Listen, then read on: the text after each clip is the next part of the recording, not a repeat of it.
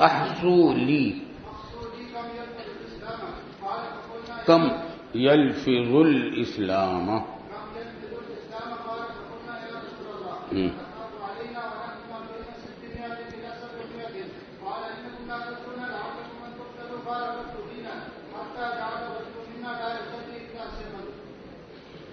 حضرت حذیفہ رضی اللہ عنہ فرما رہے ہیں کہ ہم حضور صلی اللہ علیہ وسلم کے ساتھ تھے تو آپ نے فرمایا شمار کرو میرے لیے کم یلفظ الاسلام اے کم شخصن یلفظ الاسلام کتنے لوگ تلفظ کرتے ہیں اسلام کا یعنی کلمہ اسلام کا. کلمہ اسلام پڑھنے والے لوگ کتنے ہیں؟ اس کے اندر یہ بھی پابندی نہیں ہے کہ دل سے بھی کلمہ اسلام پڑھنے والے ہیں یا نہیں، صرف یہ کہ کلمہ اسلام پڑھنے والے کتنے ہیں. تو فرماتے ہیں حذیفہ کہ ہم نے کہا یا رسول اللہ کیا آپ کو ہمارے بارے میں خوف ہے کہ ہمیں کچھ نقصان پہنچ جائے گا؟ حالانکہ ہم تو 600 سے لے کر 700 تک ہیں، ہماری تعداد تو 600 سے لے کر 700 تک ہے، مطلب کہ اب تو تعداد ہماری بہت زیادہ ہو گئی ہے، تو آپ کو ہمارے بارے میں خوف ہے؟ تعجب کے طور پر پوچھا کہ کیا آپ کو خوف ہے کہ اتنی بڑی تعداد ہونے کے باوجود ہمیں کوئی نقصان پہنچ جائے گا؟ بخاری میں آپ نے پڑھا ہے، کچھ پڑھا ہے؟ کچھ پڑھا ہے نہیں پڑھا؟ پڑھا ہے.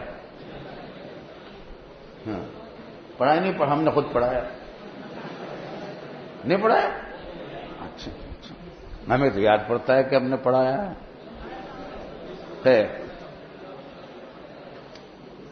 اس میں کہ ما بین 16 مئتن الى 17 مئت، 1600 سے لے کر 1700 تک کی تعداد ہے. بخاری میں یہ آئی ہے روایت. ہمیں تو یاد پڑتا ہے کہ ہم نے پڑھائی ہے. خیر ہم نے پڑھی لی ہوگی بخاری میں. خیر بخاری میں روایت اس طرح ہے. تعارض ہو گیا تو تعارض کو دور کرنا تو آپ لوگوں کا بہت بائیں ہاتھ کا کام ہے، ماہر ہو گئے ہیں آپ لوگ. یوں کہا جا سکتا ہے کہ یہ جو کم تعداد ہے مقاتلین کی ہے، اس قابل ہیں جو قتال کر سکتے تھے، بڑے تھے، مرد تھے. اور بڑی تعداد جو ہے 1600 1700 کی تعداد یہ سب کی شامل ہے، جس میں مرد اور عورتیں اور بوڑھے بیمار سب شامل ہیں. واللہ عالم بالصواب. اور ایک جواب یہ بھی دیا گیا ہے کہ شاید 2 مرتبہ مردم شماری کرائی ہو رسول اللہ صلی اللہ علیہ وسلم نے. ایک مرتبہ یہ تعداد تھی، دوسری مرتبہ وہ تھی، مگر بظاہر یہ ظاہر کے خلاف ہے کیونکہ راوی دونوں روایتوں کے حذیفہ ہیں. آئی سمجھ میں بات؟ اس سے ایک بات یہ معلوم ہوئی کہ مردم شماری رسول اللہ صلی اللہ علیہ وسلم نے بھی کرائی ہے. آج کل پوری دنیا میں تمام اقوام اپنے اپنے ملک کی مردم شماریاں کرایا کرتے ہیں. الیکشن بھی اسی کی بنیاد پر ہوتے ہیں سارے. تو اس کی اصل رسول اللہ صلی اللہ علیہ وسلم کے عمل میں موجود ہے. حضرت صلی اللہ علیہ وسلم کی ہدایات میں جہاں عبادات اور عقائد کی باتیں ہیں، حکومت اور سیاست کے انتظامی معاملات کی بھی ہدایات ہیں. قال انکم لا تدرون لعلکم ان تبتلوا. تمہیں نہیں معلوم، تمہیں شاید نہیں معلوم، تمہیں نہیں معلوم، شاید کہ تم پر ابتلا آئے، تم کو مبتلا کیا جائے. مطلب یہ کہ مجھے تمہارے بارے میں باوجود تعداد کی زیادتی کے خوف ہے کہ تمہارے اندر ابتلا پیدا ہوگا، تم کو مبتلا کیا جائے گا۔ بس اتنی بات فرمائی تھی۔ حضرت حذیفہ فرما رہے ہیں اس کے بعد کہ فابتلینا، پس ہم کو مبتلا کر دیا گیا، فتنوں میں ہم مبتلا ہو گئے۔ بعد میں حضرت صلی اللہ علیہ وسلم کی وفات کے بعد، اور یہ فتنے اسی وقت سے شروع ہوئے، کب سے بھلا؟ جب سے وہ دروازہ ٹوٹ گیا، فاروق اعظم کی شہادت ہو گئی، حضرت عثمان غنی رضی اللہ تعالی عنہ کا دور حکومت آیا، 12 سال دور خلافت ہے حضرت عثمان غنی کا۔ خلافت راشدہ میں سب سے بڑی مدت حضرت عثمان غنی رضی اللہ عنہ کی ہے۔ چنانچہ ابتدائی 6 سال جو گزرے ہیں خلافت عثمانیہ کے، اس میں اسلامی فتوحات کا سیلاب تھا جو پوری دنیا میں بڑھتا جا رہا تھا، پھیلتا جا رہا تھا اسلام۔ پھر رفتہ رفتہ اس کے اندر منافقین کی سازشوں سے طرح طرح کے فتنے پیدا ہوئے۔ پھر حضرت علی رضی اللہ عنہ کا دور آیا، جنگ جمل، جنگ صفین، یہ واقعات پیش آئے۔ چنانچہ فرما رہے ہیں کہ فابتلینا، پس جیسا کہ حضور صلی اللہ علیہ وسلم نے بتلایا تھا، ہمیں ابتلا پیش آیا، ہم مبتلا کیے گئے فتنوں میں۔ حتی جعل الرجل منا لا يصلي الا سرا، یہاں تک کہ ہم میں سے بعض لوگ نئی نماز پڑھتے تھے مگر خفیہ طور پر۔ کیا مطلب ہے؟ کفار کی حکومت آ گئی تھی، نماز کے منکرین کی حکومت آ گئی تھی، والعیاذ باللہ؟ نہیں، مطلب یہ ہے کہ حضرت عثمان غنی رضی اللہ تعالی عنہ کے دور خلافت کے آخری دور میں کوفے میں بعض عمرا ایسے آئے کہ وہ اپنی تقریریں لمبی کرتے تھے۔ مثلا دوپہر کو تقریر شروع کی، ظہر کی نماز کا وقت بھی مکروہ ہو گیا یا تنگ ہو گیا، تو ایسی صورت میں مکروہ وقت میں نماز پڑھنے سے بچنے کے لیے، یا اس نماز میں کچھ کوتاہیاں کرنے لگے وہ عمرا، تو ان کوتاہیوں سے بچنے کے لیے جو متقی حضرات تھے وہ نماز گھر میں پڑھ لیتے تھے اور پڑھ کر پھر آتے تھے مسجد میں تقریر سننے کے لیے، اور پھر ان کے ساتھ نماز میں بھی شریک ہو جاتے تھے تاکہ اختلاف ظاہر نہ ہو، فتنہ مزید نہ پھیلے۔ یہ مراد ہے فابتلینا سے۔ چلیے آگے۔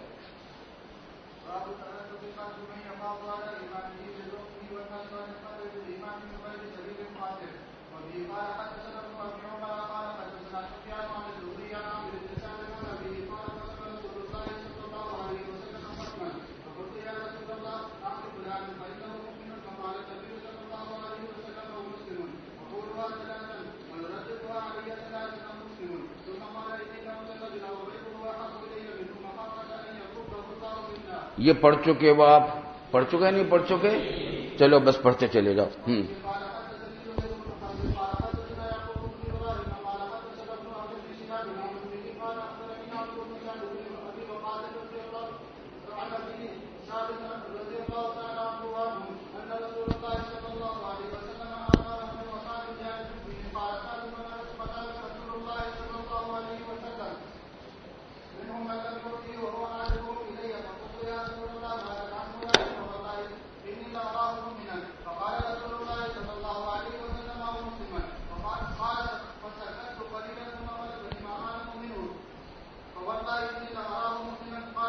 یہ پورا واقعہ آپ پڑھ چکے ہیں بخاری شریف میں۔ جی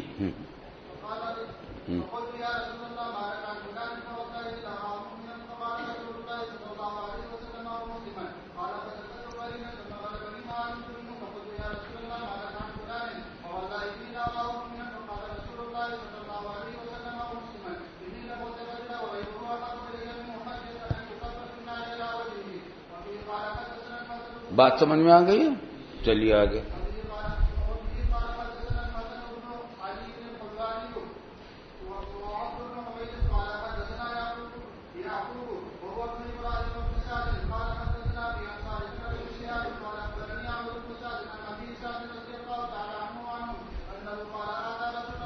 رسول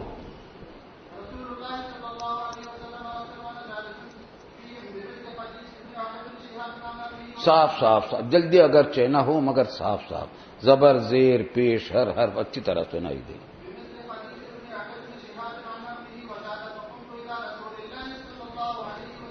ہاں، میں سرگوشی میں کہا جی.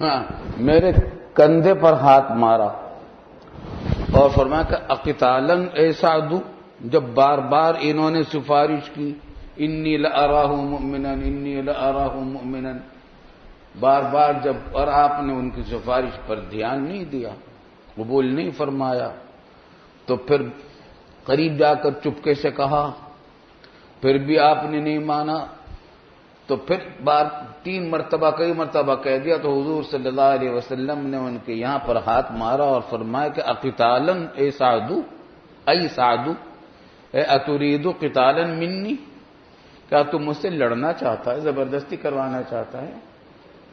اے سعد حرف ندا ہے جی. معلوم ہوا کہ اتنا اصرار کرنا ادب کے خلاف ہے.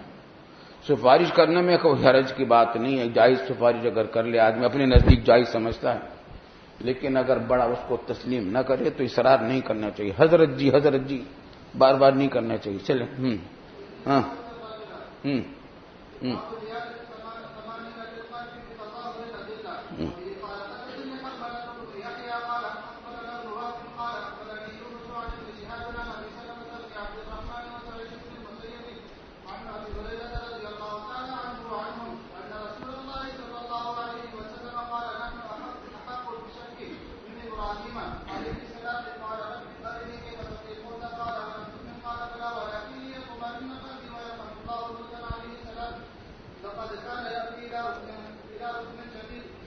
یہ حضرت ابراہیم کی یہ بات بخاری میں پڑھی ہے، آپ نے پڑھی ہے نا؟ جلدی سے نکال کے دکھا دو لا کر ہمیں کوئی. چلیں آگے. آگے. طول لبس یوسف،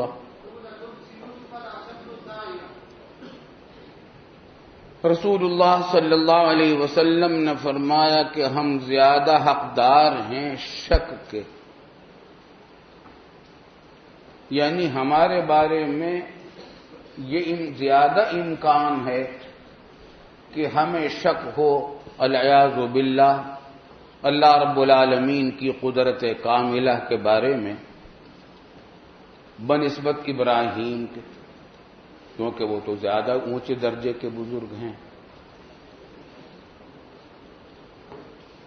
کیا مطلب ہے؟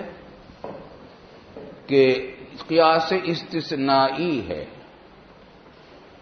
کہ یہ جو قرآن کریم میں فرمایا وَإِذْ قَالَ إِبْرَاهِيمُ رَبِّ أَرِنِي كَيْفَ تُحْيِي الْمَوْتَى،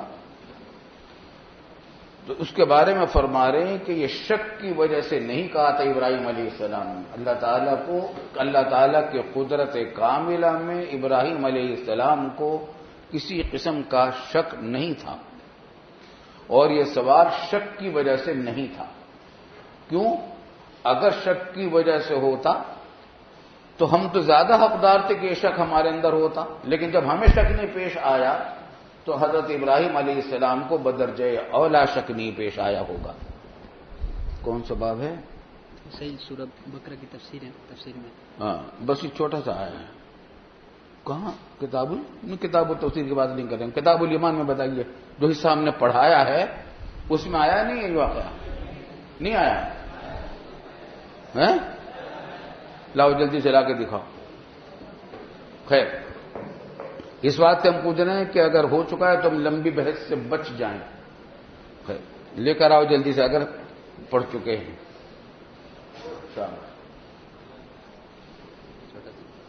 چھوٹا سا ہے بس چھوٹا سا ہے. اچھا خیر سمجھ لیں. قرآن کریم میں سورہ بقرہ میں ارشاد ہے وَإِذْ قَالَ إِبْرَاهِيمُ رَبِّ أَرِنِي كَيْفَ تُحْيِي الْمَوْتَىٰ. یاد کرو اس وقت کو جب ابراہیم علیہ السلام نے کہا اپنے رب سے کہ ارنی کیف تحیی الموتیٰ، مجھے دکھا دیجئے آپ کس طرح زندہ کرتے ہیں مردوں کو. تو یہ مگر یہ کہنا شک کی وجہ سے نہیں تھا. اللہ تعالیٰ کی قدرت کاملہ میں کوئی شک نہیں تھا ابراہیم علیہ السلام. چنانچہ آگے قال اولم تؤمن، اللہ نے پوچھا ابراہیم علیہ السلام سے کہ تم جو یہ کہہ رہے ہو کہ آپ ہمیں بتائیے کہ کس طرح احیا کرتے ہیں، تو اتقول ھذا حال کونک لم تؤمن، کیا تو یہ بات جو کہہ رہا ہے تجھے ایمان اس حالت میں کہہ رہا ہے کہ تجھ کو ایمان نہیں ہے میری قدرت پر؟ قال بلا ولکن لیطمئن قلبی. اس پر ہم نے موت کے کنواں کا واقعہ بات سنائی تھی نہیں سنائی تھی؟ سنائی تھی کہی تھی. تو خلاصہ یہ ہے کہ حضرت ابراہیم علیہ السلام نے صاف کہا کہ بالکل یقین ہے، مجھے علم ہے آپ کی قدرت کاملہ کا، اس میں ذرہ برابر شک نہیں، لیکن آپ سے جو یہ درخواست کر رہا ہوں اطمینان قلب کے لیے کر رہا ہوں. ہم نے مثال دی تھی کہ موت کے کنویں کا تماشا بڑا عجیب و غریب ہوتا ہے نہیں ہوتا؟ بہت سارے لوگوں نے دیکھا، ہم نے بہت سارے طلبہ کے ہاتھ اٹھوائے تھے، انہوں نے سب نے دیکھا ہوا تھا، لیکن بیچارے بہت سارے محرومین تھے، انہوں نے بھی ہاتھ اٹھائے کہ انہوں نے نہیں دیکھا تھا. ہے نا اب بھی. لیکن جو محرومین ہیں ان کو تواتر سے یہ بات معلوم ہے کہ موت کا کنواں کا جو تماشا ہوتا ہے وہ بہت عجیب و غریب ہوتا ہے. اس میں کنویں کی دیوار کے اوپر موٹر سائیکل چلاتا ہے سوار اور کار چلاتا ہے اور پھر سلامی بھی دیتا ہے، رومال بھی ہلاتا ہے، چند پیسے بھی لیتا ہے. ہوتا ہے نہیں ہوتا؟ تو جن لوگوں نے نہیں دیکھا ان کو بھی یقین ہے، کوئی شک و شبہ نہیں ہے. یقین ہے نہیں ہے کیونکہ تواتر سے پہنچا ہے. میں بھی خبر دے رہا ہوں، ہم نے بھی دیکھا ہے، بار بار دیکھا ہے طالب علمی کے زمانے میں. یہ دارالعلوم کے قریب میں آ کے لگا دیا تھا انہوں نے ایک زمانے میں 40-50 سال پہلے. خیر تو لیکن جنہوں نے نہیں دیکھا ان کا دل چاہتا ہے دیکھنے کو. نہیں کیوں دل چاہتا ہے؟ لیطمئن قلبی، تاکہ دل کو اطمینان ہو جائے. کیا بود مانی کیا شنیدہ کیا بود مانند دیدہ. سنی ہوئی بات دیکھی ہوئی چیز کی طرح تو نہیں ہوتی، دیکھ کر مزہ ہی کچھ اور آتا ہے. تو ابراہیم علیہ السلام نے شک کی وجہ سے یہ سوال نہیں کیا تھا بلکہ اطمینان قلب کی وجہ سے کیا تھا. یعنی احیاء موتا میں کوئی شک نہیں تھا، لیکن وہ کیفیت احیاء موتا دیکھنا چاہتے تھے، معلوم کرنا چاہتے تھے کہ اس کی کیفیت کیا ہوتی ہے. کئی وقت ہو جیل موتا. آئی سمجھ بات؟ سوال یہ نہیں تھا کہ آیا آپ زندہ کرتے، نہیں، کئی وقت ہو جیل کیفیت احیاء پوچھنا چاہتے تھے. قال اولم تؤمن، کیا تم کو ایمان نہیں؟ قال بلا ولکن لیطمئن قلبی. تو حضرت حضور صلی اللہ علیہ وسلم حضرت ابراہیم علیہ السلام کے بارے میں فرما رہے ہیں کہ انہوں نے جو یہ بات کہی تھی وہ شک کی وجہ سے نہیں کہی تھی، کیونکہ اگر ان کو شک ہوتا تو ہمیں تو بدرجہ اولا شک ہوتا، کیونکہ ابراہیم علیہ السلام افضل اور اولا ہیں ہم سے. تو جب ان کو شک ہوتا تو ہمیں تو بدرجہ اولا شک ہوتا. مگر جب ہمیں شک نہیں ہوا تو معلوم ہوا کہ ابراہیم علیہ السلام کو بھی شک نہیں ہوا. یہ کون سا قیاس ہے؟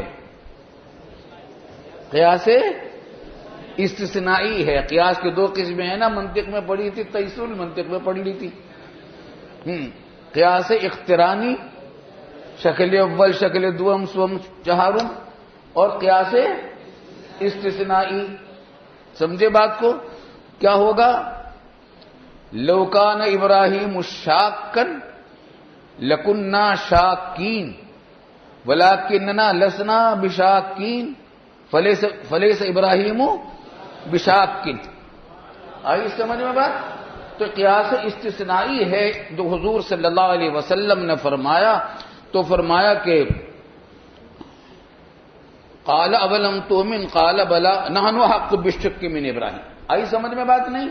قیاس استثنائی سمجھ میں آ گیا. قال رب ارنی کیف تحیی الموتى قال اولم تؤمن قال بلا ولکن لیطمئن قلبی.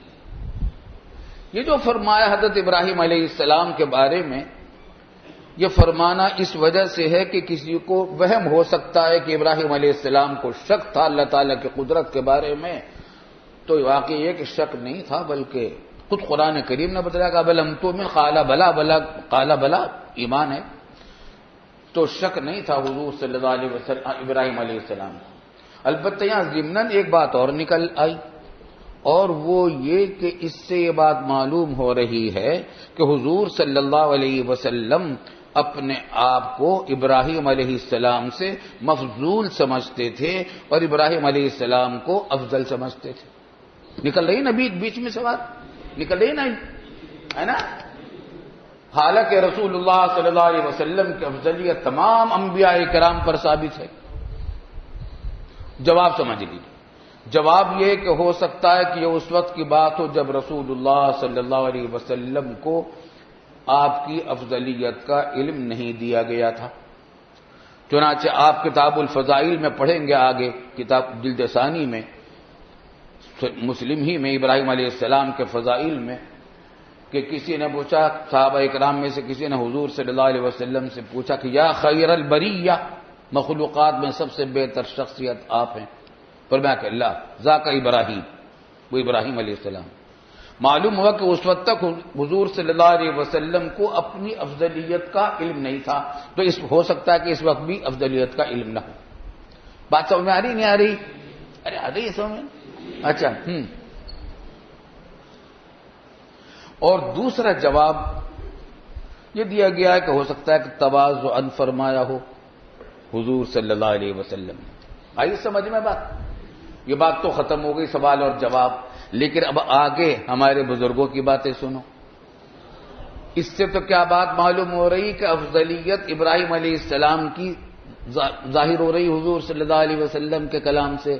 لیکن ہمارے بزرگ علامہ شبیر احمد صاحب عثمانی رحمۃ اللہ علیہ فرماتے ہیں کہ غور سے دیکھو تو اس کے اندر حضور صلی اللہ علیہ وسلم کی افضلیت ثابت ہوتی. وہ کیسے؟ وہ یہ کہ ابراہیم علیہ السلام نے جو سوال کیا، اگرچہ وہ شک کی وجہ سے نہیں تھا، لیکن موہم تو تھا شک کو، وہم تو شک کا پیدا ہو رہا تھا. جبھی تو اللہ تعالیٰ نے یہ سوال کیا کہ اولم تؤمن، کہا تو ہم پر ایمان نہیں رکھتا. موہم تھا نا شک کو، موہم تھا کفر کو، موہم تھا. اسی وجہ سے اللہ تعالیٰ نے سوال کیا اولم تؤمن، اور میں نے ایسا کوئی کلام بھی نہیں کیا. آئی سمجھ میں بات نہیں؟ آئی سمجھ میں بات نہیں؟ چلو آگے. وَيَرْحَمُ اللَّهُ لُوطًا لَقَدْ كَانَ يَأْوِي إِلَىٰ رُكْنٍ شَدِيدٍ. اور اللہ تعالیٰ رحم فرمائے لوط علیہ السلام پر، وہ یقیناً پناہ پکڑتے تھے رکن شدید کی طرف.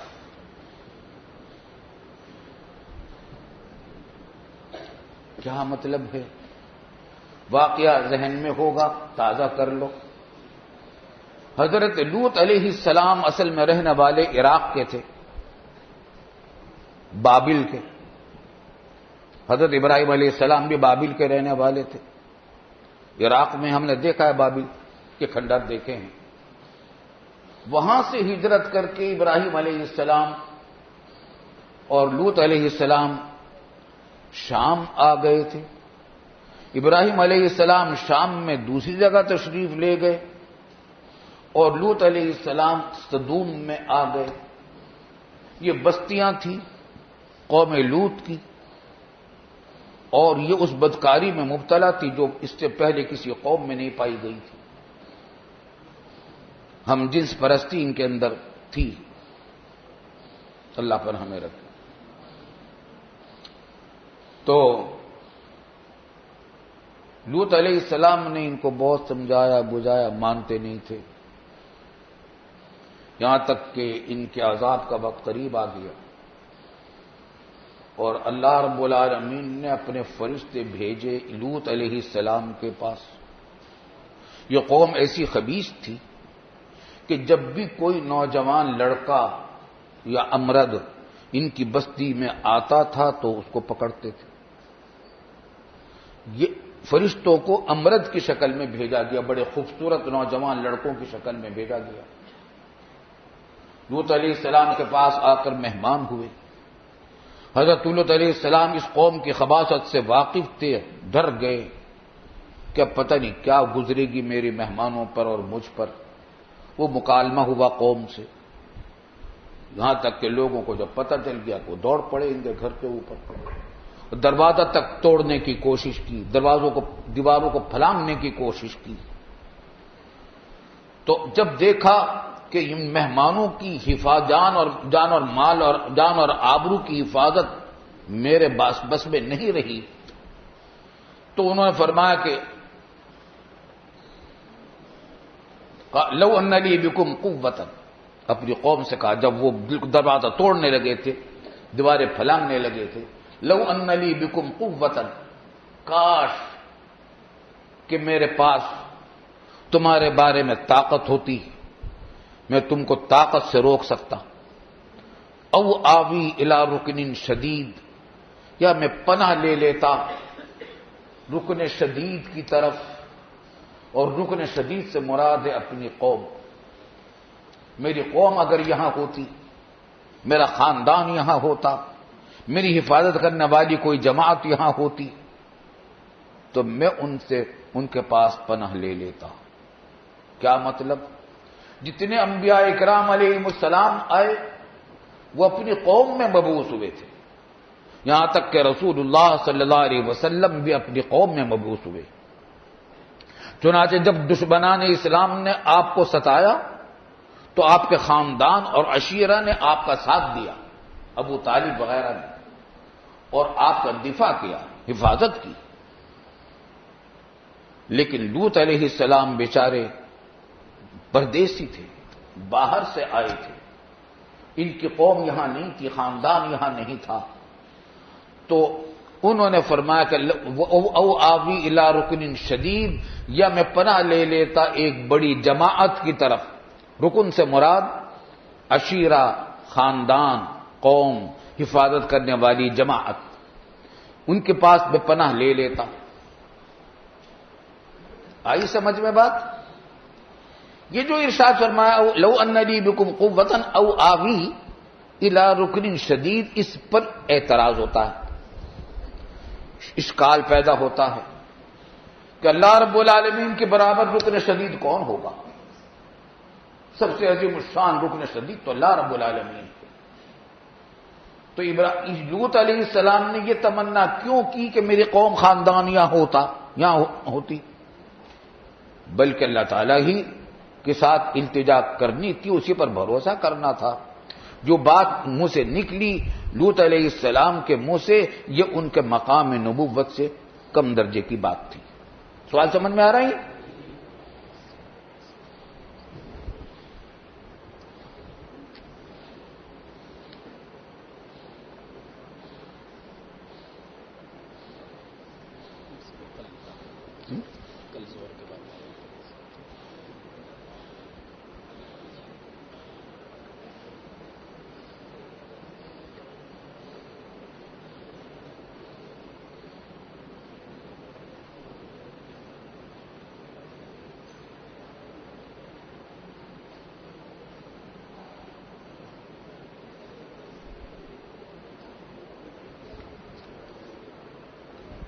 سمجھ آ رہی ہے نا بات؟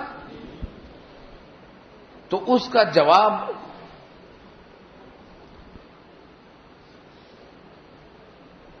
رسول اللہ صلی اللہ علیہ وسلم نے دیا کہ لقد کان یأوی الی رکن شدید۔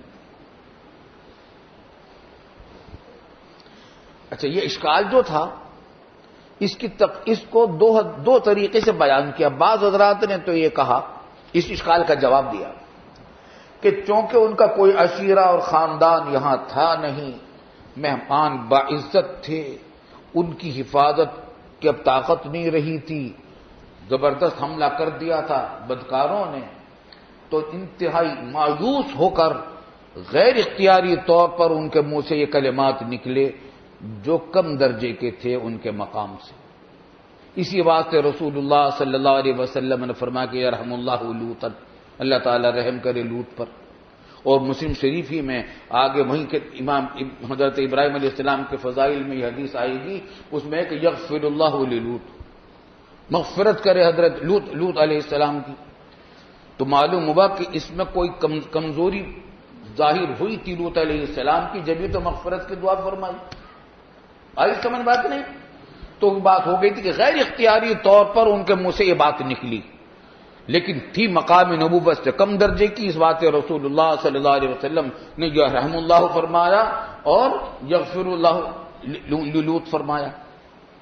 ایک جواب تو یہ ہے، لیکن علامہ ابی نے اکمال المعلم میں جو جواب دیا مجھے وہ بہت پسند ہے، بڑا اچھا جواب ہے، اور وہ یہ کہ رسول اللہ صلی اللہ علیہ وسلم یہاں نفی فرما رہے ہیں کہ لوط علیہ السلام نے کوئی بات توکل کے منافی نہیں کی، بلکہ پورے توکل والی بات کہی، توکل کے ساتھ کہی تھی وہ بات۔ وہ کیا؟ لقد کان یأوی الی رکن شدید، لام تاکید کا، قد تاکید کا، یاوی استمرار کے لیے کہ رسول اللہ لوط علیہ السلام رکن شدید، یعنی اللہ، یہاں رکن شدید سے مراد اللہ تعالیٰ، کہ اللہ تعالیٰ ہی کی طرف پناہ پکڑنے والے تھے۔ اس وقت بھی اللہ تعالیٰ ہی کی طرف ان کا دھیان تھا، دھیان ہٹا نہیں تھا، مقام نبوت کا جو تقاضا تھا اسی مقام نبوت کے مطابق ان کا دھیان بھی، استحضار بھی اللہ رب العالمین ہی کی پناہ کی طرف تھا، لیکن مہمانوں کے سامنے اپنا عذر ظاہر کرنے کے لیے یہ الفاظ بولے تھے، لو ان لی بکم قوۃ او آوی الی رکن شدید، کہ دیکھو بھائی میرے خاندان کے لوگ تو یہاں ہیں نہیں، میری مجبوری ہے۔ آئی سمجھ میں بات؟ تو یہ مقام ہے، یعنی کوئی مقام، کوئی بات ایسی نہیں جو توکل کے منافی ہوتی، لیکن ظاہر اس کا ایسا ہے کہ جس سے وہم پیدا ہوتا ہے عدم توکل کا، ظاہر ایسا ہے نا۔ اس بات یغفر اللہ فرمایا اور یرحم اللہ للوط فرمایا رسول اللہ صلی اللہ علیہ وسلم نے۔ بات سمجھ میں آ رہی ہے؟ آگے سمجھ بات نہیں؟ چلو آگے۔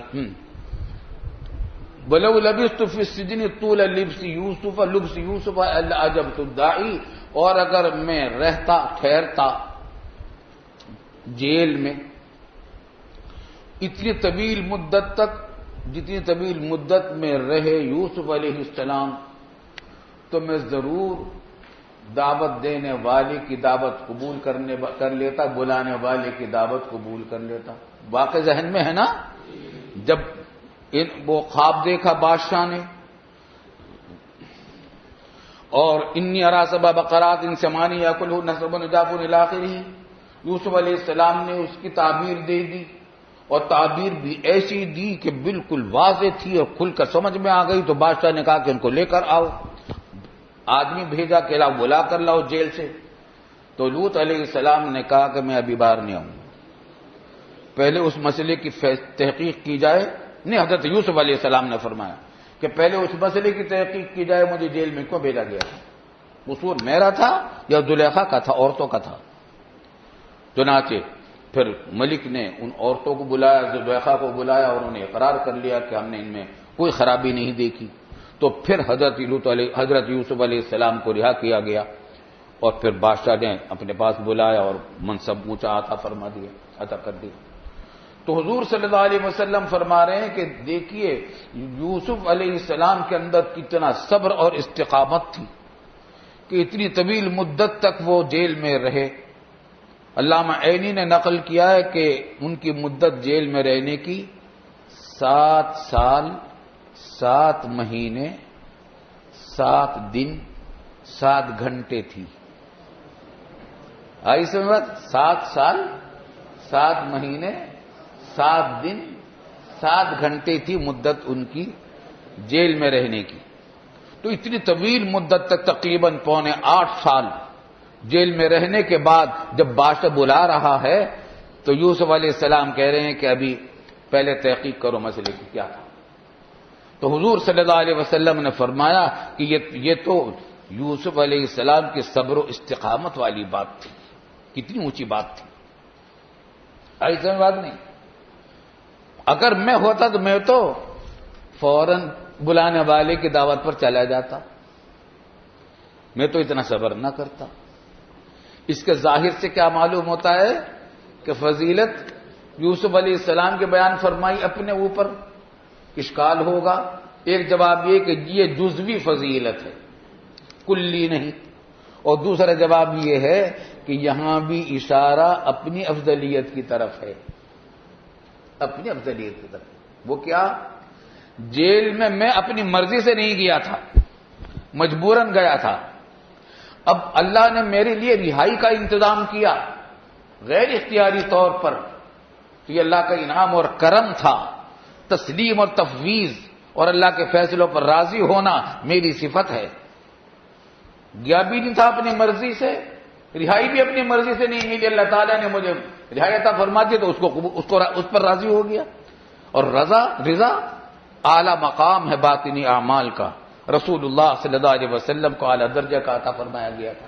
آئیے سمجھ میں اللہ تعالیٰ کی ہر فیصلے پر راضی ہو جائے آدمی، تسلیم اور تفویض ہو اور رضا ہو. آئیے سمجھ میں بات. چلیے آگے.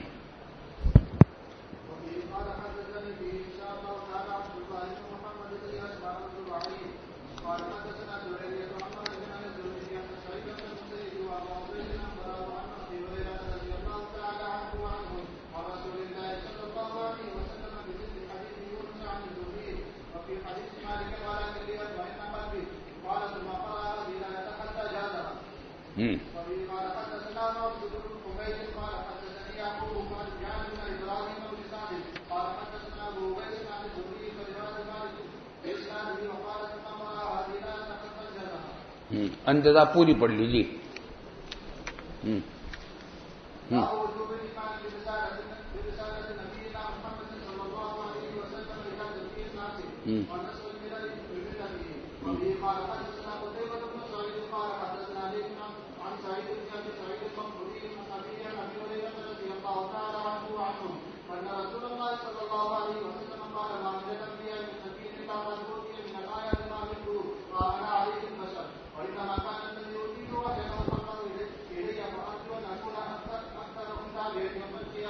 فرمایا کہ انبیاء میں سے نہیں ہے کوئی بھی نبی من تاکید نفی کے لیے آیا ہے، مگر یہ کہ اس نبی کو آیات یعنی معجزات میں سے دیے گئے ایسے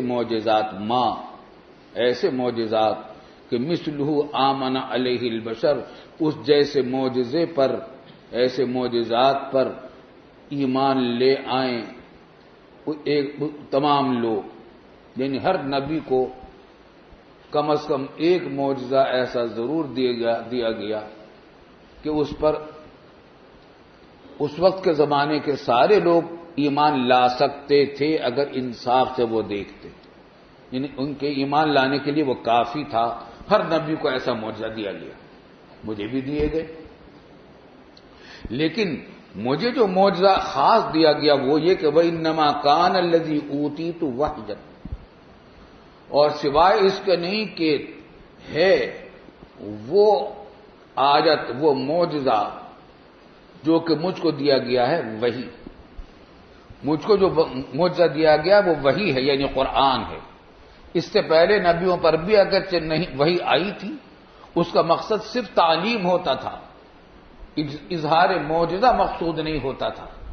اور اس قرآن کو تو معجزہ بنا کر بھی بھیجا گیا ہے، تعلیم بھی بنا کر بھیجا. اس کا 2 مقصد ہیں، اور یہ قیامت تک رہنے والا معجزہ ہے.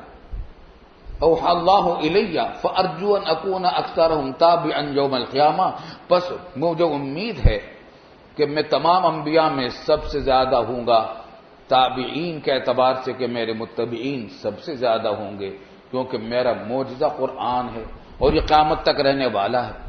جتنے اور انبیاء کرام کے معجزات آئے تھے وہ سب ایک وقتی واقعہ تھے. عصائے موسیٰ کے جتنے واقعات ہیں وہ آج دیکھے نہیں جا سکتے، لیکن قرآن کریم کا معجزہ ایسا ہے کہ آج اس کو پڑھا بھی جا سکتا ہے، دیکھا بھی جا سکتا ہے، سمجھا بھی جا سکتا ہے، یہ قیامت تک برقرار رہے گا۔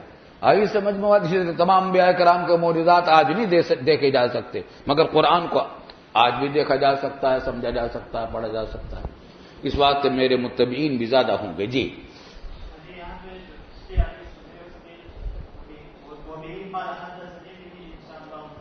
انشاءاللہ ظن غالب کو ظاہر کرنے کے لیے، کہ یقین تو نہیں، ظن غالب ہے میرا کہ روایت اس طرح ہے۔ چلیے آگے۔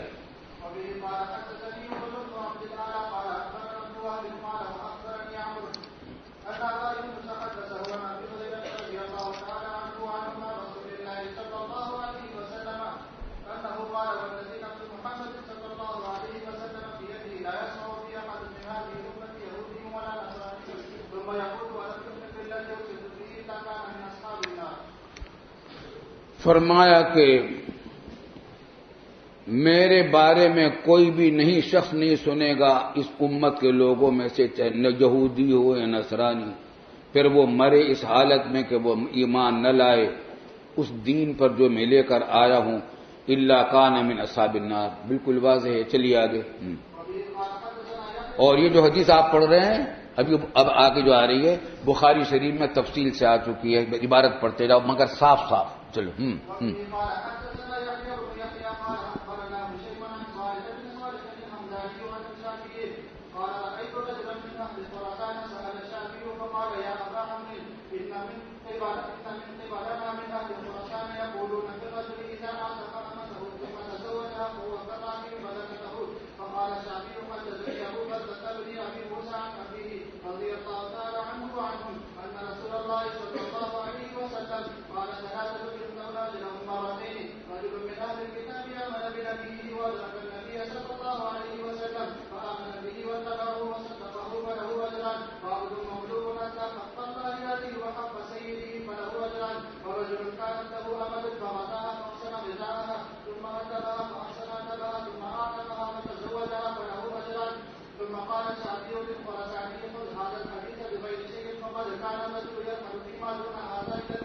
پڑھ لیا ہے بخاری شریف میں اللہم اشہد، گواہ بنتے ہو نہیں؟ چلو آگے۔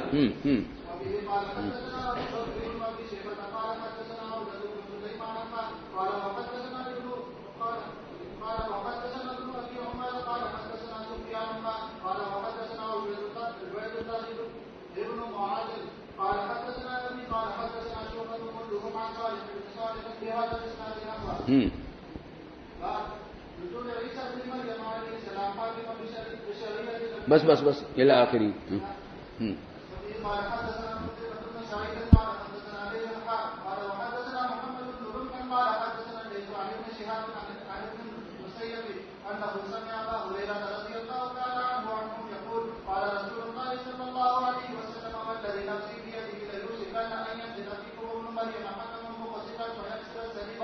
فیکسر الصلیب،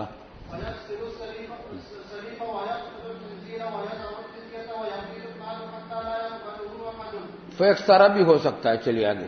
دیکھیے، قسم ہے اس ذات کی جس کے قبضے میں میری جان ہے، ضرور قریب ہے یہ بات کہ نازل ہوں تمہارے اندر ابن مریم علیہ السلام، اس حالت میں کہ وہ حاکم ہوں گے، انصاف کرنے والے ہوں گے۔ مطلب یہ کہ شریعت لے کر نہیں، نئی شریعت لے کر نہیں آئیں گے، اپنی شریعت لے کر نہیں آئیں گے، بلکہ اسی شریعت محمدیہ کے مطابق فیصلہ کرنے والے ہوں گے۔ فیکسر الصلیب ویقتل الخنزیر، تاکہ نصرانیوں پر کی تردید ہو جائے کھل کر، ان کے عقائد کی بھی، ان کی بے دینی کی بھی۔ ویضع الجزیۃ، اور جزیے کو ختم کر دیں گے۔ سمجھ لیجئے، یہ علامات قیامت کا بیان اب یہاں سے کچھ شروع ہوا ہے۔ حضرت عیسیٰ علیہ السلام جب نازل ہوں گے تو امام مہدی کا زمانہ ہوگا۔ کوہ طور پر امام مہدی پناہ گزین ہوں گے اپنے ساتھی مجاہدین کے ساتھ، اور فجر کی نماز میں جب اقامت ہو چکی ہوگی تو عیسیٰ علیہ السلام کا نزول ہوگا اور نماز عیسیٰ علیہ السلام حضرت امام مہدی کے پیچھے ہی پڑھیں گے. اس کے بعد امامت عیسیٰ علیہ السلام کرایا کریں گے اور اب مسلمانوں کی قیادت عیسیٰ علیہ السلام کے ہاتھ میں آ جائے گی. تو کوہ طور کے نیچے ہر طرف محاصرہ کیا ہوا ہوگا دجال کے لشکر نے جس میں یہودی ہوں گے. تو اب جنگ ہوگی یہودیوں سے دجال سے. ہاں بھائی 57 نمبر کیف حالک اقرا قم باذن اللہ قم باذن اللہ وخذ الکتاب بقوہ. ہاں آئی سمجھ بات نہیں؟ تو قتال ہوگا اور یہودیوں کا قتل عام کریں گے مسلمان. تمام عیسائی مشرف باسلام ہو جائیں گے اور مسلمان مل کر قتل عام کریں گے یہودیوں کا اور دجال کو قتل کریں گے عیسیٰ علیہ السلام باب لد پر. اسرائیل کا اب بھی جنگی ایئرپورٹ لد کے مقام پر ہے. لد ایک شہر کا نام ہے. اس کے دروازے پر آپ قتل کریں گے دجال کو. آئی سمجھ میں بات؟ اور اس وقت یہ سب باتیں ہوں گی. وَيَضَعُ الْجِزْيَةَ. اب کیا ہوگا؟ یہودیوں کا قتل عام ہو جائے گا, دجال قتل کر دیا جائے گا, سارے عیسائی مسلمان ہو جائیں گے. تو اب دنیا میں سارے کے سارے لوگ صرف مسلمان باقی رہ جائیں گے. کوئی کافر اس دنیا میں باقی نہیں رہے گا. آئی سمجھ میں بات؟ اور جو بھی کافر ہوگا قتل کیا جائے گا. وَيَضَعُ الْجِزْيَةَ کا مطلب یہ ہے کہ اب جزیہ قبول کر کے کسی کی جان بخشی نہیں کی جائے گی, بلکہ یہ تو مشرف باسلام ہو جائے جو اس کو قتل کیا جائے گا. جزیہ کا قانون اس وقت ختم ہو جائے گا. آئی سمجھ میں بات؟ سوال پیدا ہوگا کہ نبی علیہ السلام کی شریعت کو منسوخ کیسے کر دیں گے عیسیٰ علیہ السلام؟ جواب یہ کہ عیسیٰ علیہ السلام منسوخ نہیں کریں گے. رسول اللہ صلی اللہ علیہ وسلم نے ابھی سے کہہ دیا ہے کہ جزیہ کا حکم اس وقت تک ہے اور عیسیٰ علیہ السلام کے آنے کے بعد جزیہ کا حکم ختم ہو جائے گا. سمجھ میں آ گئی بات؟ ابدی نہیں, ہمیشہ کے لیے نہیں ہے. وَيَفِيضَ الْمَالُ. اور مال بہہ پڑے گا, مطلب یہ کہ مال و دولت کی کثرت ہوگی, برکات ہوں گی عجیب و غریب. اس کی تفصیلات آئی ہیں احادیث میں. حتیٰ لا يقبلہ احد. یہاں تک کہ کوئی آدمی مال دے گا کسی کو تو قبول نہیں کرے گا کہ بھائی میرے پاس تو پہلے سے بہت زیادہ مال ہے, مالداری بہت ہو جائے گی. چلیے آگے. عبد العالی بن نوح.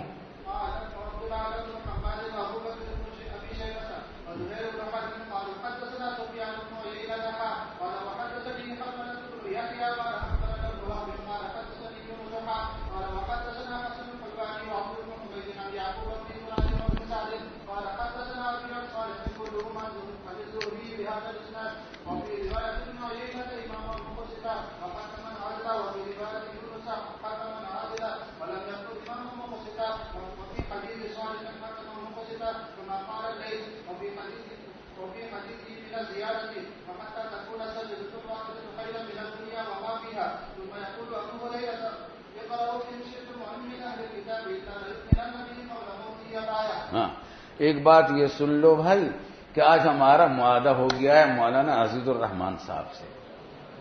آئی سمجھ میں بات؟ ہمارا سبق ہوگا انشاءاللہ 11:20 تک. تو اس وقت آج چونکہ لمبی بحثیں تھیں تو اس واسطے ہم نے یہ وقت لے لیا ہے. آج اس بات سے توجہ سے سنیں. تو امام مسلم رحمۃ اللہ علیہ دوسری سندوں سے اس حدیث کو لا رہے ہیں اور الفاظ میں جو تھوڑا تھوڑا فرق ہے اس کو ظاہر فرما رہے ہیں اور آخر میں فرما رہے ہیں کہ وفی حدیثی من الزیادتی. وہ ایک اس روایت میں ایک جملہ اور ہے, وَحَتَّى تَكُونَ السَّجْدَةُ الْوَاحِدَةُ خَيْرًا مِنَ الدُّنْيَا وَمَا فِيهَا. یہاں تک کہ ایک سجدہ بھی دنیا و ما فیہا سے بہتر ہو جائے گا. کیا مطلب؟ مطلب یہ کہ یوں تو ہر وقت اب بھی ایک سجدہ دنیا و ما فیہا سے بہتر ہے بلا شبہ، لیکن لوگوں کو اس کا استحضار نہیں رہتا. اس وقت لوگوں کے ذہنوں میں بھی یہ استحضار رہنے لگے گا کہ ایک سجدہ دنیا و ما فیہا سے زیادہ بہتر ہے. مطلب یہ کہ عبادت گزار ہو جائیں گے لوگ اور دنیا کی محبت لوگوں کے دلوں سے نکل جائے گی کیونکہ مال دولت کی کثرت ہوگی. آئی سمجھنے میں بات. ثم یقول ابو ہریرہ تھا، یہ بھی اضافہ اس روایت میں کہ پھر وہ ابو ہریرہ اس حدیث کو روایت کر کے فرمایا کرتے تھے اقرؤوا ان شئتم، چاہو تو یہ آیت پڑھ لو تم، وَإِن مِّنْ أَهْلِ الْكِتَابِ إِلَّا لَيُؤْمِنَنَّ بِهِ قَبْلَ مَوْتِهِ، اور نہیں ہے اہل کتاب میں سے کوئی بھی مگر یہ کہ وہ ایمان لے آئے گا عیسیٰ علیہ السلام پر، عیسیٰ علیہ السلام کی موت سے پہلے. کیا مطلب؟ معلوم ہوا کہ عیسیٰ علیہ السلام کی موت ابھی نہیں آئی، آئندہ آنے والی ہے، اور تمام اہل کتاب عیسیٰ علیہ السلام پر ایمان لے آئیں گے. آئیے سمجھ میں بات. چلیے آگے.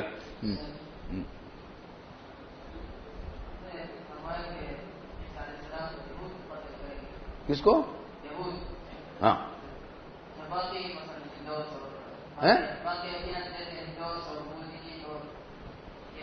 اگر وہ مقابل اگر مشرف اسلام نہیں ہوں گے ان کو بھی قتل کیا جائے گا. یوزع الجزیہ کا مطلب یہی ہے. جی ہم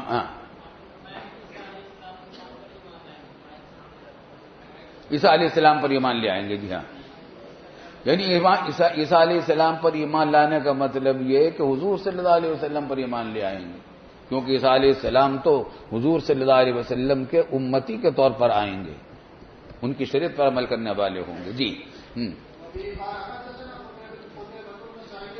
اس آیت کی ایک تفسیر اور بھی کی گئی ہے مگر جمہور نے اس کو قبول نہیں کیا.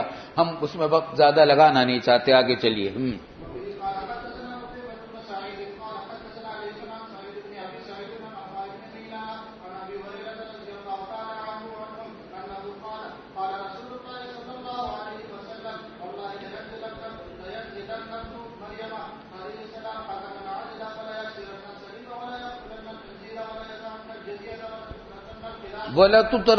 وَلَتُتْرَكَنَّ الْقِلَاسُ اور وَلَيُتْرَكَنَّ الْقِلَاسُ دونوں طریقے سے پڑھا گیا ہے.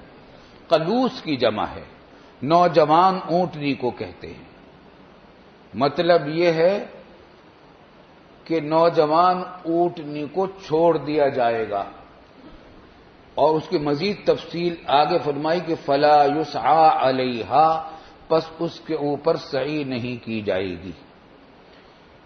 کیا مطلب ہے کہ اس زمانے میں نوجوان اونٹنیوں کی دیکھ بھال اور پرورش کا سلسلہ بند کر ختم ہو جائے گا. آئی سمجھ میں بات؟ کیوں؟ اس واسطے کو اس پر سواری نہیں ہوگی. کس وجہ سے نہیں ہوگی؟ کہ طرح طرح کی گاڑیاں آج کل، اس زمانے میں اس کا ایک مطلب یہ ہو سکتا ہے کہ طرح طرح کی ایجادات اس زمانے میں آ چکی ہوں گی، تو اونٹ پر سواری جو اعلیٰ ترین اونٹ جو ہوتا ہے وہ قلوس ہوتا ہے، نوجوان اونٹ، اس پر بھی سواری جب چھوڑ دی جائے گی اور اس کی دیکھ بھال اور پرورش چھوڑ دی جائے گی، اس کا مطلب یہ ہے کہ اونٹوں کی دیکھ بھال اور پرورش کا سلسلہ ختم ہو جائے گا. آئی سمجھ میں بات؟ اور فَلَا يُسْعَى عَلَيْهَا کا مطلب کیا؟ کہ بس اس پر یا تو سعی نہیں کی جائے گی، یعنی اس کو پالنے کی کوشش نہیں کی جائے گی، اور ایک دوسرا مطلب یہ بھی ہو سکتا ہے کہ اس کے اوپر سواری نہیں کی جائے گی. کیوں نہیں کی جائے گی؟ اس واسطے کے سفر ہوتے ہیں دو کاموں کے لیے، یا تو تبلیغ میں جانے کے لیے، تو تبلیغ کا سلسلہ ختم ہو جائے گا، تمام لوگ مسلمان ہو چکے ہوں گے، یا جہاد کے لیے، جہاد کا سلسلہ بھی ختم ہو جائے گا کیونکہ سب مسلمان ہو چکے ہوں گے، یا تجارت کے لیے ہوتا ہے اور تجارت کے لیے سفر کی ضرورت اس وقت ہی نہیں رہے گی کہ ہر ایک کے پاس مال دولت کی فراوانی ہوگی، ضرورت نہیں رہے گی، اس واسطے اس کے اوپر سفاری بھی نہیں کی جائے گی. ایک مطلب یہ بیان کیا گیا ہے. چلیے آگے.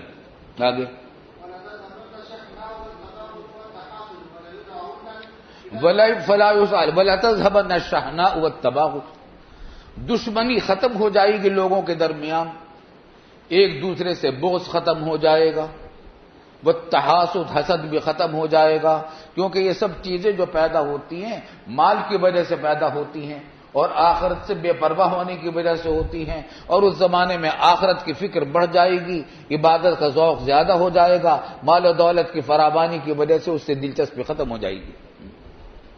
وَلَيُرَوُنَّ إِلَى الْمَالِ فَلَا يَقْبَلُهُ أَحَدٌ۔ ایک بات اور سمجھ لیجیے یہاں، اور وہ یہ کہ ہمارے زمانے میں یہ فتنہ اٹھا ملعون قادیانی کا، غلام احمد قادیانی کا۔ اس نے طرح طرح کے دعوے کیے، شروع میں دعویٰ کیا کہ میں مہدی ہوں، پھر دعویٰ کیا کہ میں مسیح موعود ہوں، وہی مسیح ہوں جس کے بارے میں احادیث میں آیا ہے کہ قرب قیامت میں وہ بھیجے جائیں گے، وہ میں ہوں۔ آئی سمجھ میں بات؟ پاگل بھی ایسا تھا تو اس کے بعد چلنے والی، مگر اس پاگل کے بعد اب تک باندھنے والے اب بھی مل جاتے، بہت سارے ہیں قادیانی۔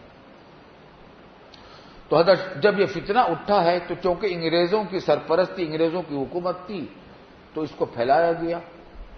تو اس فتنے کا سب سے پہلے جو مقابلہ ڈٹ کر کیا ہے وہ بزرگان دیوبند نے کیا، اور ان کے امام تھے حضرت مولانا انور شاہ کشمیری رحمۃ اللہ علیہ۔ والد صاحب رحمۃ اللہ علیہ فرماتے تھے کہ میں ایک مرتبہ حاضر ہوا تو دیکھا کہ بہت مغموم بیٹھے ہیں حضرت شاہ صاحب رحمۃ اللہ علیہ۔ میں نے حال پوچھا تو فرمایا کہ ہم نے اپنی زندگی برباد کر دی۔ بیٹھ جاؤ، اپنی زندگی ہم نے برباد کر دی، اپنی ساری توانائیاں ہم اپنی کتاب سبق میں اس میں خرچ کرتے رہے کہ معتزلہ کا رد یہ ہے، خوارج کا رد یہ ہے، اور فقہ حنفی کی تائید دلیل یہ ہے، اور جواب یہ ہے، اور توجہ ترجیح یہ ہے۔ اس میں ساری طاقتیں اور وقت لگاتے رہے، اور اب یہ فتنہ اٹھ کھڑا ہوا ہے، اس کا مقابلہ کوئی نہیں ہو رہا ہے، کوئی مقابلہ نہیں کر رہا ہے۔ اب میں نے تو ارادہ کر لیا کہ اس کا مقابلہ میں کروں گا، ہم کریں گے۔ پھر والد، لمبی داستان ہے، پھر حضرت نے اپنے شاگردوں کو اس کام پر لگایا، حضرت والد صاحب رحمۃ اللہ علیہ کو، حضرت مولانا ادریس صاحب کاندھلوی رحمۃ اللہ علیہ کو، مولانا آفتاب صاحب میرٹھی رحمۃ اللہ علیہ کو، ان بزرگوں کو لگایا اور مختلف کتابیں تصنیف کروائیں ان سے، اور خود بھی کتاب تصنیف فرمائی، ڈٹ کر مقابلہ کیا، قادیان میں جا کر ان سے مناظرے کیے۔ پھر مقدمہ بہاولپور ہوا، عدالت میں مقدمہ چلایا گیا، اس مقدمے کا جو بیان حضرت شاہ صاحب کی طرف سے عدالت میں جمع ہوا وہ والد صاحب رحمۃ اللہ علیہ نے رات بھر بیٹھ کر لکھا تھا، وہ عدالت میں پیش ہوا، اللہ تعالیٰ نے مسلمانوں کو فتح مبین عطا فرمائی۔ اس مقدمے میں لمبی داستان ہے، مقدمہ بہاولپور کے نام سے اس کی ردا چھپ چکی۔ تو والد صاحب رحمۃ اللہ علیہ کے زمانے کے سپرد کی گئی تھی کئی کتابیں، ان میں سے ایک کتاب والد صاحب، وہ سب کتابیں والد صاحب نے تصنیف کی، ہدیۃ المہدیین بھی، اور ایک کتاب یہ تصنیف کی التصریح بما تواتر فی نزول المسیح، کہ وہ احادیث جو نزول مسیح کے بارے میں آئی ہیں متواتر ہیں، ان کو جمع کیا۔ والد صاحب رحمۃ اللہ علیہ نے ان کو مرتب کیا تھا، شاہ صاحب نے جمع کیا، والد صاحب رحمۃ اللہ علیہ نے اس کو تصنیف کی شکل دی، مرتب کیا، اور وہ چھاپی گئی، اور اس کے بعد پھر یہاں پاکستان آنے کے بعد، پہلے وہاں بھی چھپ گئی تھی، یہاں آنے کے بعد شیخ عبد الفتاح ابو غدہ، یہ عاشق تھے بزرگان دیوبند کے، والد صاحب کو اپنا شیخ استاد کہتے تھے، یہاں بھی تشریف لائے، ایک مہینہ تو میرے گھر پہ الحمدللہ قیام فرمایا۔ تو انہوں نے اس کتاب کو نئی تحقیق اور نئی انداز میں بہت ہی اعلیٰ درجے کا دگنی ضخامت کے ساتھ چھاپا، مزید تحقیق کے ساتھ اور کچھ اضافوں کے ساتھ، اور وہ مل رہی ہے۔ پھر والد صاحب رحمۃ اللہ علیہ نے مجھ سے فرمایا کہ تم اس کا ترجمہ کر دو اردو میں، تو الحمدللہ میں نے اس کا ترجمہ کیا، وہ چھپ رہی ہے، کس نام سے چھپ رہی ہے؟ علامات قیامت اور نزول مسیح۔ والد صاحب رحمۃ اللہ علیہ نے جب یہ کتاب تصنیف کی تو اس کتاب کا ایک خلاصہ بھی نکالا۔ اس کتاب میں احادیث متواترہ جمع کی ہیں نزول عیسیٰ علیہ السلام کے بارے میں، بہت احادیث ہیں، اتنی زیادہ مفصل کہیں کتاب آپ کو نہیں ملے گی جتنی تفصیل اس میں موجود ہے نزول عیسیٰ کے بارے میں، ساری علامتیں، تفصیلات۔ تو اس کا ایک خلاصہ نکالا والد صاحب رحمۃ اللہ علیہ نے چھوٹے سے رسالے میں، اس کا نام رکھا مسیح موعود کی پہچان۔ اس میں بڑا مزیدار کام کیا، وہ یہ کہ کالم بنائے دو۔ ایک کالم میں لکھا کہ غلام احمد قادیانی کے حالات، دوسرے کالم میں لکھا کہ مسیح موعود علیہ السلام کے حالات جو احادیث میں آئے ہیں، دونوں میں موازنہ، اور احادیث کے پر سارے وہ جو التصریح بما تواتر فی نزول المسیح میں جو حدیثیں ہیں ان حدیثوں کے نمبر ڈال دیے، متن تو نہیں، ان کا خلاصہ ذکر کر کے متن ڈال دیا۔ مثلا یہ کہ احادیث سے کیا بات معلوم ہوتی ہے کہ ان کا نام کیا ہوگا؟ عیسیٰ، اور اس بدبخت کا نام کیا ہے؟ غلام احمد۔ اور عیسیٰ کی والدہ کا نام ہوگا مریم، عیسیٰ بن مریم۔ اس بدبخت کی والدہ کا نام ہے چراغ بی بی۔ ایسا بات نہیں؟ تو یہ اس طریقے سے کالم وار ساری علامتوں کا مقابلہ کیا ہے کہ اس کا کیسا جھوٹ ہے، اور اس کی کوئی علامت حضرت عیسیٰ علیہ السلام کے ساتھ نہیں ملتی۔ واللہ اعلم۔ آئی سمجھ بات؟ چلیے آگے۔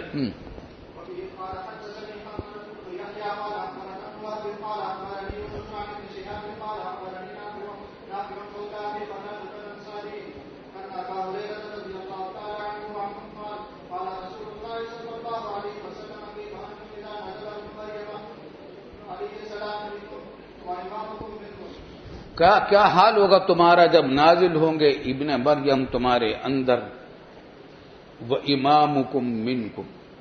اس کے دو معنی ہو سکتے ہیں، ایک تو یہ کہ واو بیان، عطف بیان کے لیے ہے کہ وہ نازل ہوں گے تمہارے اندر ابن مریم، اور وہی تمہارے امام ہوں گے، اور تم میں سے ہوں گے، یعنی تمہاری شریعت پر عمل کرنے والے ہوں گے۔ تو تمہارے امام ہوں گے اور تم میں سے ہوں گے، یعنی تمہاری شریعت پر عمل کرنے والے ہوں گے۔ اور دوسرا مطلب یہ ہو سکتا ہے کہ واو حالیہ ہو کہ نازل ہوں گے ابن مریم اس حالت میں کہ تمہارا امام اس وقت تمہارے میں کا ایک آدمی ہوگا، یعنی امام مہدی علیہ السلام ہوں گے۔ آگے چلیے۔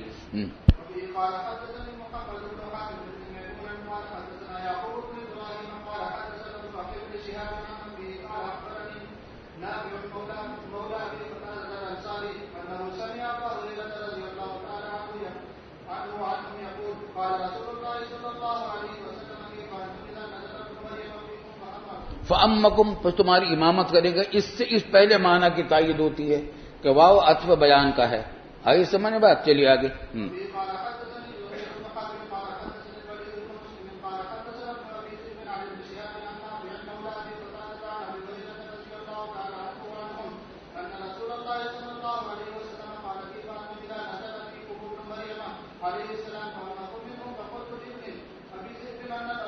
فَأَمَّكُمْ مِنْكُمْ فَقُلْتُ لِابْنِ أَبِي ذِئْبٍ۔ جی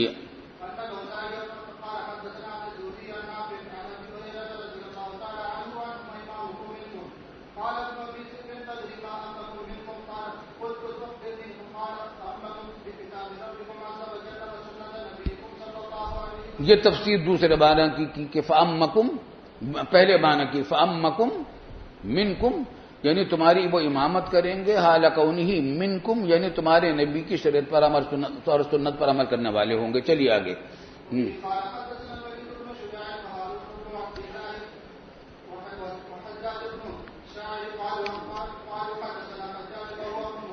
وہ ابن محمد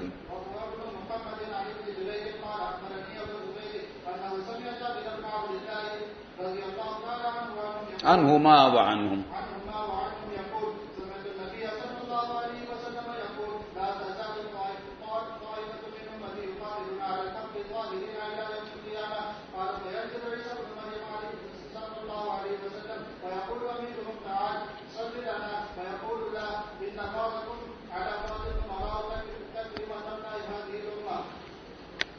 ایک جماعت میری امت میں سے باقی رہے گی، قتال کرتی رہے گی حق کے اوپر، اس حالت میں کہ وہ غالب رہے گی، مغلوب نہیں ہوگی قیامت تک۔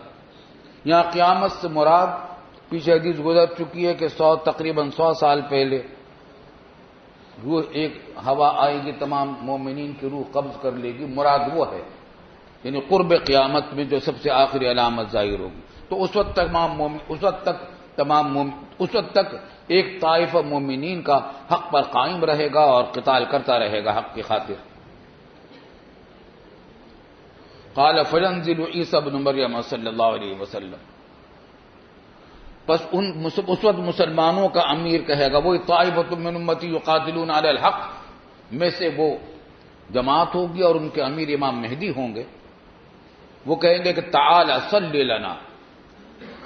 اس وقت یہ ہوگا کہ صبح کی فجر کی نماز کی اقامت ہو چکی ہوگی، امام مہدی نماز پڑھانے کے لیے آگے بڑھ چکے ہوں گے، عیسیٰ علیہ السلام کا نزول ہو جائے گا، امام مہدی اب حضرت عیسیٰ علیہ السلام سے کہیں گے کہ تعالی صلی لنا، آئیے آپ ہم کو نماز پڑھائیے، تو عیسیٰ علیہ السلام فرمائیں گے کہ لا ان بعضکم علی بعض امراء، تم میں سے بعض کے امیر ہیں، مطلب یہ کہ تم بھی اسی امت کے ہو، مقتدی بھی اسی امت کے ہیں، تمہیں امامت کراؤ۔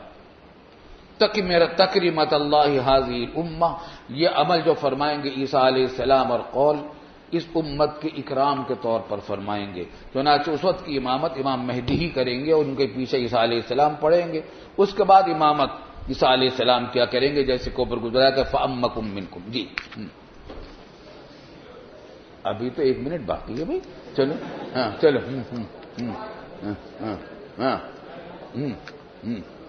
چلو چلو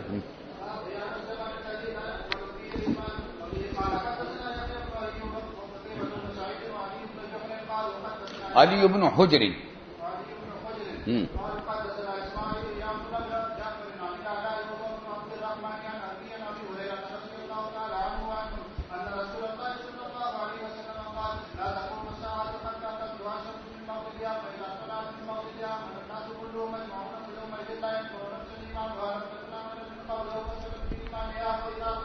بس چلو